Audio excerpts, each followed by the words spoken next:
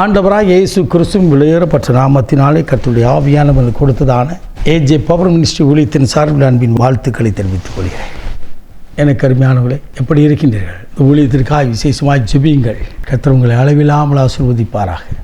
உங்களுக்காக நாங்கள் தொடர்ந்து ஜெபிக்கிறோம். இதை பார்த்து கொண்டிருக்கிற என் அன்பு தாயே, தகப்பனே, பிரியமான தம்பி, தங்கையே, உங்கள் உறவுகள், நண்பர்களுக்கு இதை குறித்து சொல்லுங்கள்.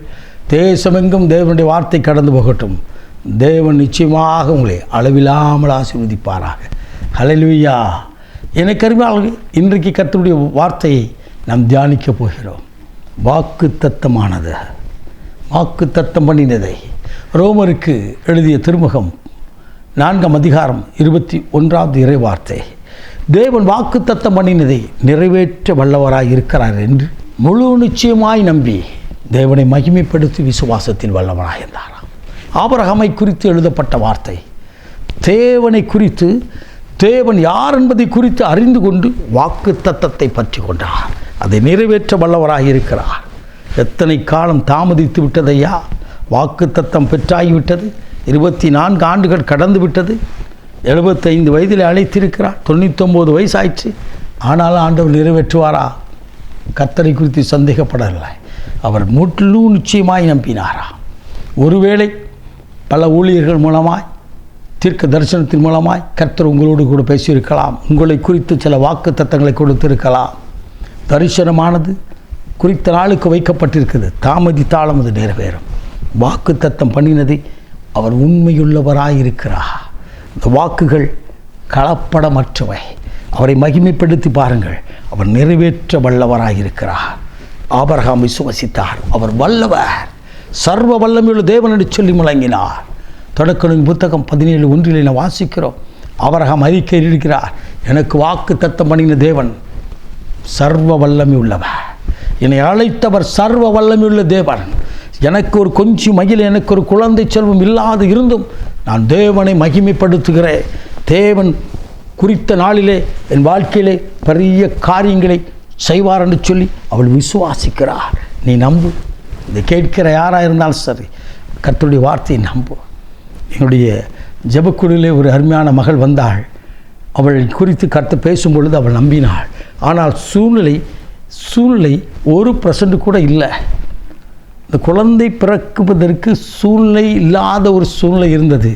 கர்த்தருடைய ஆவியானவரை நம்பினாள், இயேசுவை நம்பினாள். ஆண்டவர் சமூகத்தில் உணர்வடைந்த இருதயத்தோடு கணவனும் மனைவியும் அமர்ந்தார்கள். 11 மணி தினமும் நடக்கிற ஜபத்தில் ஒவ்வொரு நாளும் கலந்து கொண்டாள். நடந்தது என்ன? 2-3 மாதத்துக்குள்ளாய் கர்த்தரவளை கற்பம் தரிக்கும்படியாக செய்தார். இன்றைக்கு 2 குழந்தைகளை கர்த்தர் கொடுத்திருக்கிறார். ஹல்லேலூயா. அந்த சிறு பிள்ளைகளை அழைத்து கொண்டு, சின்ன பிள்ளைகள் 2 பிள்ளைகளை அழைத்து கொண்டு ஒவ்வொரு வாரமும் குணமளிக்கும் உபவாச ஜபத்திற்கு அவள் கடந்து வந்து விடுவார். ஆம், என்னை கேட்டுக்கொண்டு இருக்கிற அன்பு நண்பா, இப்பொழுது இருக்கிற சூழ்நிலை குறித்து பார்த்து ஸ்தம்பித்து நிற்காதே. கர்த்தர் வாக்கு தத்தத்தை கொடுக்கிறார்.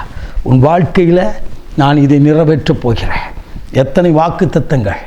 ஒவ்வொரு வாக்கு தத்தங்களும் ஆமென் என்று இருக்கிறது. உன்னை குறித்து ஆண்டவர் பேசுகிற வாக்கு தத்தம்.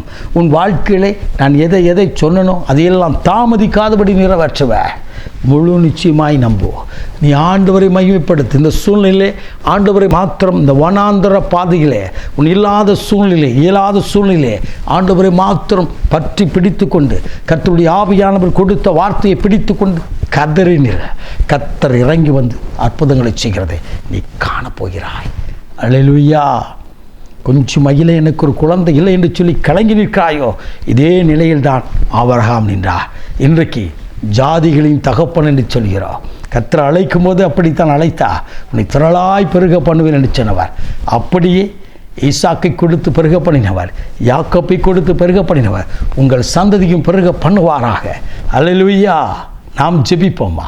மகா பரிசுத்தம் உள்ள தகப்பனே, இந்த அற்புதமான வேலைக்காய் சோத்தரிக்கிறோம்.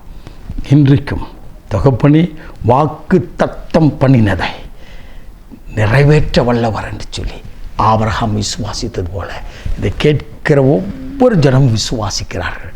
தகப்பனை நம்பி நிற்கிறார்கள்.